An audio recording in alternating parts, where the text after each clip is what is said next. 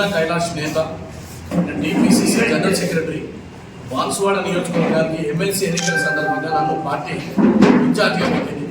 ఈ సందర్భంగా విచ్చేసిన సీనియర్ కార్యకర్తలకు, పెద్దలకు, వివిధ హోదాలో ఉన్న వీరందరికీ కూడా నమస్కారం. అంతకంటే ముందు నా ప్రియమిత్రుడు అన్న బాలరాజన్న గారికి నమస్కారం తెలియజేస్తూ, ఎమ్మెల్సీ ఎన్నికల సందర్భంగా ఇవాళ మేము అనేకమైనటువంటి గ్రామాలు కానీ, మండలాలు కానీ, పాఠశాలలు, ఉపాధ్యాయులు, సమాజంలో ఉండబడేటువంటి మేధావులు, నిరుద్యోగులను, ఉపాధ్యాయులు, ఉద్యోగ వర్గాలను కలుస్తూ అందరినీ నరేందర్ రెడ్డి గారికి ఓటు వేయమని చెప్పేసి అభ్యర్థించాం. బాన్సువాడ నియోజకవర్గంలో అద్భుతమైనటువంటి స్పందన కనపడ్డది. అనేక చోట్ల తప్పకుండా నరేందర్ రెడ్డి గారి యొక్క గెలుపుని కాంక్షిస్తూ మేము ఓటు వేస్తాం, వారికి మద్దతుగా నిలుస్తాం. రాష్ట్ర ప్రభుత్వం చేపడుతున్నటువంటి అభివృద్ధి సంక్షేమ కార్యక్రమాల మీద వాళ్ళు చూపించినటువంటి ప్రేమ 100% మాకు పూర్తిగా నమ్మకం ఉంది. 100% నరేందర్ రెడ్డి గారి యొక్క గెలుపు ఖాయమైపోయింది అని చెప్పేసి ఈ సందర్భంగా పాత్రికేయ మిత్రులు తెలియజేస్తా ఉన్నాం. ఎందుకు ఇవాళ రేవంత్ రెడ్డి గారి ప్రభుత్వాన్ని బలపరచాలనేటువంటి సందర్భంలో కూడా వాళ్ళు చెప్తా ఉన్నారు. మరి 10 సంవత్సరాల కాలంలో కేసీఆర్ పాలనలో పట్టుమంటే 10 ఉద్యోగాలు ఇవ్వలేదు. మరి రేవంత్ రెడ్డి గారు వచ్చిన తర్వాత 55,120 ఉద్యోగాలు ఇచ్చారు బిడ్డ అని చెప్పేసి వాళ్ళు మాకు చెప్తా ఉన్నారు. 13 సంవత్సరాలుగా పెండింగ్ ఉన్నటువంటి టీచర్లకు సంబంధించిన బదిలీలు 22,000 ఉద్యోగాల ప్రమోషన్లు ఇచ్చి ముందుకు తీసుకుపోయిన ఘన చరిత్ర రేవంత్ రెడ్డి గారు. ఒక స్కిల్ యూనివర్సిటీని స్థాపించి లక్షలాది మంది ఉద్యోగాల యొక్క వారి యొక్క ఆకాంక్షని ముందుకు తీసుకుపోయి స్కిల్ డెవలప్మెంట్ తోటి ఉద్యోగాల అవకాశాల కోసం నిరుద్యోగ యువతని ముందుకు తీసుకుపోతా ఉన్నాడు. ఒక స్పోర్ట్స్ యూనివర్సిటీని తీసుకొచ్చి మరి భారతదేశ చరిత్రలోనే ముందుకు తీసుకుపోయాడు. 21,500 కోట్లతోటి 23 లక్షల మంది రైతులకు ఏకకాలంలో 2 లక్షల రుణమాఫీ చేసిన ఘన చరిత్ర రేవంత్ రెడ్డి గారి. భారతదేశ చరిత్రలో స్వతంత్రం వచ్చిన తర్వాత ఇటువంటి ఘన చరిత్ర కలిగినటువంటి రేవంత్ రెడ్డి ప్రభుత్వాన్ని ముందుకు తీసుకుపోవాలి. ఇవాళ అవాక్కులు చవాక్కులు పేరుతున్నటువంటి కేసీఆర్ కానీ, భారతీయ జనతా పార్టీ కానీ మీకు ఏం హక్కుందని అడుగుతా ఉన్నా. 2 కోట్ల ఉద్యోగాలు 10 సంవత్సరం ఇస్తా అని చెప్పి 11 సంవత్సరాలు అయింది. ఎక్కడ పోయినా మీ ఉద్యోగాలు అడుగుతా ఉన్నా. 15 లక్షల రూపాయలు నల్ల ధనం తీసుకొచ్చి పెద్దోళ్ళ దగ్గర ఉన్న డబ్బు తీసుకొచ్చి పేదల బ్యాంకులు ఇస్తారు.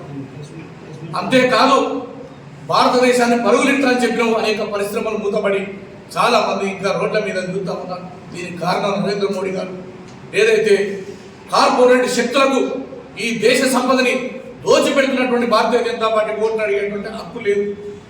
ఈ రాష్ట్రాన్ని ముందుకు తీసుకుపోవడానికి మన దావోస్లో రేవంత్ రెడ్డి గారి నాయకత్వంలో 1,78,000 కోట్లతోటి మరి వాళ్ళ పెట్టుబడులు తీసుకొచ్చి అమెజాన్ కానీ, ఫ్లిప్కార్ట్ కానీ ఇలాంటి ప్రపంచ దిగ్గజ సంస్థలను తీసుకొచ్చి మరి సాఫ్ట్వేర్ రంగంలో ఉద్యోగాల అవకాశాలు కల్పించే కార్యక్రమాన్ని గౌరవ ముఖ్యమంత్రి రేవంత్ రెడ్డి గారి నాయకత్వంలో. అంతేకాదు బలహీన వర్గాలకు సంబంధించి ఇవాళ కులగణన జరిగింది. ఆ కులగణన తప్పుపడుతున్నటువంటి మూర్ఖులను అడుగుతా ఉన్నా, మీరు 10 సంవత్సరాల అధికారం నుండి బలహీన వర్గాలకు పట్టుమంటే 10 రూపాయలు చేయలేదు. మరి ఇవాళ గత బడ్జెట్లో రేవంత్ రెడ్డి గారు వచ్చిన తర్వాత 9,000 కోట్ల రూపాయలు పెట్టిండు బలహీన వర్గాల పట్ల. అది ప్రేమ.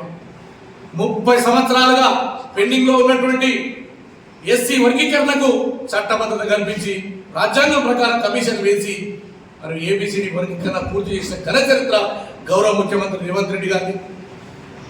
అంతేకాదు మహిళలకు 500 రూపాయలు బాధపడుతున్నారు. వాళ్ళు సిలిండర్ కొనాలంటే 1,200, 1,100 అవుతా ఉంది. దాన్ని తగ్గించమని ఏ రోజు మేము భారతీయ జనతా పార్టీ నడితే చేయలేదు. కానీ వాళ్ళ 500 రూపాయలకి సిలిండర్ ఇచ్చే కార్యక్రమం తీసుకున్నాడు. కోట్ల మంది మహిళలు ఇవాళ బస్సులలో ఉచితంగా తిరుగుతుంటారు. ఘన చరిత్ర కాంగ్రెస్ ప్రభుత్వాన్ని, రేవంత్ రెడ్డి గారి నాయకత్వంలోని ఈ కాంగ్రెస్ ప్రజా ప్రభుత్వాన్ని, ప్రజాస్వామ్యాన్ని పునరుద్ధరించి ఈ రాష్ట్రంలో పేద వర్గాల అభ్యున్నతి కోసం పాటుపడుతున్నారు. ఈ ప్రభుత్వానికి ఓటేస్తే బలం వస్తుంది తప్ప మరి తెర వెనుక నుంచి వాళ్ళ పోటీ చేయకుండా తప్పుకొని బీజేపీకి సహకరిస్తున్నటువంటి బీఆర్ఎస్ పార్టీని అడుగుడున్నా నిలదీయమని అడుగుతా ఉన్నాం. ఎందుకు మొన్న నీకు బెయిల్ వచ్చింది సహకరించడం వల్ల నీ కవితకు. ఇవాళ రాష్ట్రంలో ఫోన్ ట్యాపింగే కానీ, ఈ రాష్ట్రంలో ఏదైతే కాళేశ్వరం కుంభకోణమే కానీ, రాష్ట్రంలో భూముల కుంభకోణమే కానీ ఇవన్నీ తప్పించుకోవడానికి బీజేపీకి సహకరించే బీఆర్ఎస్ పార్టీని బలంగా పెట్టి రాష్ట్రంలో బీజేపీని ముందుకు తీసుకుపోతుండ్రు బీఆర్ఎస్. కాబట్టి నిరుద్యోగులు మీ అందరికీ విజ్ఞప్తి చేస్తున్నా, చదువుకున్న వాళ్ళుగా ఈ రాష్ట్రాన్ని మీరు కొట్లాడి తెచ్చడం మీ పాత్ర ఉంది, మీ త్యాగం ఉంది. తెలంగాణ వాదాన్ని బతికించిన వాళ్ళు మీరు. అటువంటి వాళ్ళు ప్రజాస్వామ్యాన్ని ముందుకు తీసుకుపోతున్న రేవంత్ రెడ్డి గారి నాయకత్వంలోని ఈ పార్టీని మరింత బలపరచవలసిన అవసరం ఉంది. బీజేపీకి వేస్తే అది మోడీలో ఓటేసినట్టే, అది బీజేపీకి బీఆర్ఎస్ ఒకటే అని చెప్పేసి కూడా ఈ సందర్భంగా మనం చేస్తా ఉన్నా. బీఆర్ఎస్ బీజేపీ వేరు వేరు కాదు, ఒక చెట్టుకున్నటువంటి రెండు కొమ్మలు. కాబట్టి రాబోయే రోజుల్లో ఖచ్చితంగా రెండు కలిసి పోటీ చేస్తాయని కూడా ఈ సందర్భంగా నేను మీకు తెలుపుతూ, నరేందర్ రెడ్డి గారి యొక్క విజయం ఖాయమైపోయింది. మీ ఆకాంక్షలని, మీ పోరాటాలని, మీ గౌరవాలని రాబోయే రోజుల్లో ఇంకా 1,50,000 ఉద్యోగాలు ఉన్నాయి. అది మమ్మల్ని విశ్వసించమంటున్నాం. ఇంకా 3 సంవత్సరాల మీద 10 నెలల కాలం మిగిలింది.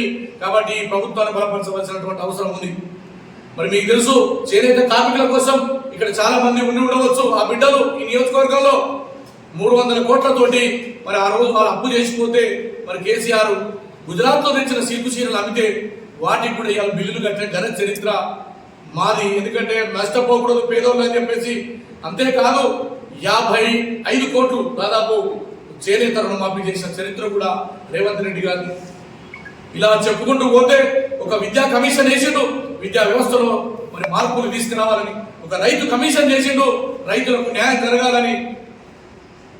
అదేవిధంగా మహిళా కమిషన్ ద్వారా మహిళల యొక్క ఆత్మగౌరవం ముందుకు పోవాలని.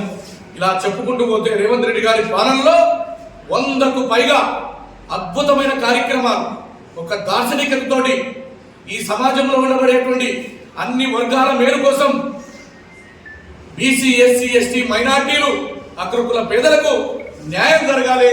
ఏ తెలంగాణ రాష్ట్రం అయితే, ఏ బిడ్డల త్యాగాలతో అయితే, ఎవరి యొక్క అంటే అందులో ఎవరెవరైతే మరణించారో, వాళ్ళు ఏ ఆశతో అయితే మరణించారో అటువంటి కళలు కన్నటువంటి తెలంగాణ మరి కేసీఆర్ గారి పాలనలో సర్వనాశనం అయిపోయింది. ఒక కుటుంబ పాలనతోటి, కుటుంబం దోచుకున్నటువంటి దోపిడితోటి ఈ రాష్ట్రం నాశనం అయిపోయింది. కానీ అప్పుల కుప్పలుగా మార్స్తే 7.5 లక్షల కోట్లకు ఇవాళ ప్రతి నెల 6,500 కోట్లతోటి మీ అందరూ తెలుసు విద్యులు కడతా ఉన్నాం. ఇది ప్రజలు అర్థం చేసుకుంటారు.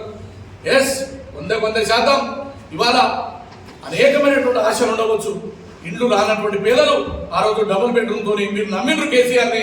మేము ఇవాళ 5 లక్షల రూపాయలతోటి ఈ ఎన్నికలకు కోడ్ ముగిసిన తర్వాత మరి అవకాశం ఉన్నంత మేరకు ఇచ్చుకుంటూ ఈ 5 సంవత్సరాలలో మరి ఇల్లు లేనటువంటి పేదల యొక్క సంక్షేమం కొరకు మేము పనిచేస్తా ఉన్నాం. ఇది మా యొక్క చిత్తశుద్ధి. కాబట్టి ఈ రాష్ట్రంలో ఉండబడేటువంటి మరీ ముఖ్యంగా నిజామాబాద్ కానీ, అదేవిధంగా ఆ పైన ఉన్నటువంటి ఆదిలాబాద్ కానీ, మెదక్ కానీ, కరీంనగర్ కానీ, ఈ 4 జిల్లాల్లో ఉండేటువంటి చాలా మంది దుబాయ్ పోతా ఉన్నారు. అనేకమైన ఇబ్బందులు పడితే ఏ రోజు కూడా దుబాయి, బొంబాయి, బొగ్గుబాయి అని చెప్పి ఓట్లు దండుకున్నటువంటి కేసీఆర్ ఏ రోజు కూడా మీ ప్రజల యొక్క ఆకాంక్షని మరి ముందుకు తీసుకుపోలేదు. తప్పకుండా ఈ ముఖ్యమంత్రి గారు వచ్చే బడ్జెట్ లో ఈ దుబాయ్ నుంచి వచ్చేటువంటి కార్మికుల ఉపాధి కోసం కూడా బడ్జెట్ లో పెట్టబోతా ఉన్నారు. కాబట్టి మీ ద్వారా, ఎందుకంటే సమాజంలో వారధిగా ఉండేటువంటి మీడియా ద్వారా నేను విజ్ఞప్తి చేస్తా ఉన్నా, ఒక సంకల్ప బలం ఉన్నటువంటి నాయకుడు, సమాజ హితం కోసం పనిచేసే నాయకుడు, ఈ పేద ప్రజల అభ్యున్నతి కోసం పనిచేసే నాయకుడు, అట్టడుగు వర్గాల కోసం పనిచేసేటువంటి నాయకుడు రేవంత్ రెడ్డి గారు. వారి పాలనలో వెంటనే ఫలితాలు రాకపోవచ్చు, కానీ సుదీర్ఘమైనటువంటి కాలంలో ఈ రాష్ట్రం ముందుకు పోతుంది. ఎందుకంటే ఒక పక్క మెట్రో రైలు తీసుకొచ్చి హైదరాబాద్ విశ్వనగరం తీసేటువంటి ప్రయత్నం, ఫ్యూచర్ సిటీ పేరుతోటి వేలాది మంది కపిలు తీసుకొచ్చే లక్షలాది మందికి ఉపాధి కల్పించే కార్యక్రమాలు ఇవాళ ఒకదాని తర్వాత ఒకటి రాష్ట్రంలో నష్టపోయినటువంటి వర్గాలకు ముఖ్యమంత్రి గారు తప్పకుండా ముందుకు తీసుకుపోతా ఉన్నారు. 100% నాకు నమ్మకం ఉంది. ఈ నియోజకవర్గంలో అత్యధిక మెజార్టీ రాబోతా ఉంది. దానికి మా కాంగ్రెస్ పార్టీ కుటుంబ సభ్యుల యొక్క సహకారం కావచ్చు, ప్రజల యొక్క మద్దతు కావచ్చు, మహిళల మద్దతు కావచ్చు, ఉద్యోగుల మద్దతు కావచ్చు, డాక్టర్లు కానీ, సమాజంలో ఉండబడేటువంటి అనేక మంది మేధావులు, విలేకరులు, పాత్రికేయులు పనిచేసే వాళ్ళు కావచ్చు, అందరూ కూడా తప్పకుండా రేవంత్ రెడ్డి గారి ప్రభుత్వాన్ని బలపరిచి ముందుకు తీసుకోపోవాల్సిందిగా నాకు ఈ అవకాశం ఇచ్చిన మీ అందరూ కూడా ధన్యవాదాలు, కృతజ్ఞతలు. ముఖ్య వచ్చినటువంటి కైలాస్ నేత గారు మరి ఎమ్మెల్సీ ఎలక్షన్స్ పురస్కరించుకొని మరి ఇక్కడికి రావడం, మరి వారు అనుభవజ్ఞులు. మరి ఇప్పటి ఎలక్షన్స్ ఎన్నో చూసిండ్రు. మరి బాన్స్వాడలో అన్ని ప్రాంతాలు తిరిగి ఏ విధంగా ఉందో చూసినాక వారు వచ్చి ఆశ్చర్యపోయారు. అరే ఎక్కడ పోయినా మరి కాంగ్రెస్ పార్టీ పేరే ఇక్కడ వెళ్తుంది, ప్రతి ఒక్క ఓటర్కి అడిగితే మరి కాంగ్రెస్ పార్టీకే ఓటేస్తానని చెప్పడంతో మరి కాంగ్రెస్ పార్టీ బలం ఎంతుంది. మరి ఈ ప్రాంతం బాన్స్వాడ కాన్స్టిట్యున్సీ మరి గతం కన్నా ఇప్పుడు ఇంకా స్ట్రెంథనింగ్ అయింది కాబట్టి ఖచ్చితంగా ఎమ్మెల్సీ ఎలక్షన్లో 3,344 ఓట్లున్నాయి. దాంట్లో ఇంచుమించు 90% ఓట్లు కాంగ్రెస్ పార్టీకి పడతాయి.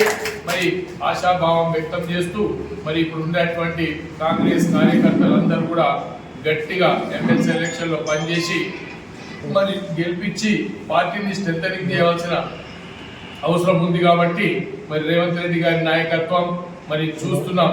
ఏది కావాలంటే మరి ఏవైతే వాగ్దానాలు చేశారో అంచెలంచెలుగా పూర్తిగా నెరవేరుస్తూ, అంటే కొంత అప్పుల పాలైనటువంటి పరిస్థితులు ఉన్నా కానీ ఏవైతే ఎలక్షన్లో మేనిఫెస్టోలో పెట్టిండ్రో అవన్నీ కూడా పూర్తి చేయడానికి కోసం ముందుకు పోతున్నటువంటి మరి రేవంత్ రెడ్డి గారు మరి అనుక్షణం రాత్రనక పగలనక మరి కష్టపడుతూ మరి కాంగ్రెస్ పార్టీ స్ట్రెంథనింగ్ చేయడానికి కోసం ఏదైతే కృషి చేస్తుందో ఆయనకు ఈరోజు 1 గంట సేపు మాట్లాడి మొత్తం చరిత్ర చెప్పి ఏం జరిగింది, ఏం చేస్తుండ్రు. మరి ఈరోజు నిజామాబాద్లో మరి ఊహించినటువంటి మరి మీటింగ్ జరగడం, ఆ మీటింగ్లో మరి ఇప్పుడు ప్రభుత్వంలో ఏమేమి స్కీమ్స్ అయితే ఇచ్చామో, ఏమి ఇవ్వబోతున్నామో అవన్నీ కూడా చెప్పారు. కాబట్టి ఖచ్చితంగా ప్రజలందరూ కూడా కాంగ్రెస్ పార్టీ వైపు ఉన్నారు. కాంగ్రెస్ పార్టీని గెలిపించడం కోసమే మా ప్రయత్నం. మరి ఆ ఫలితాలు ఖచ్చితంగా వస్తాయని ఆశాభావం వ్యక్తం చేస్తూ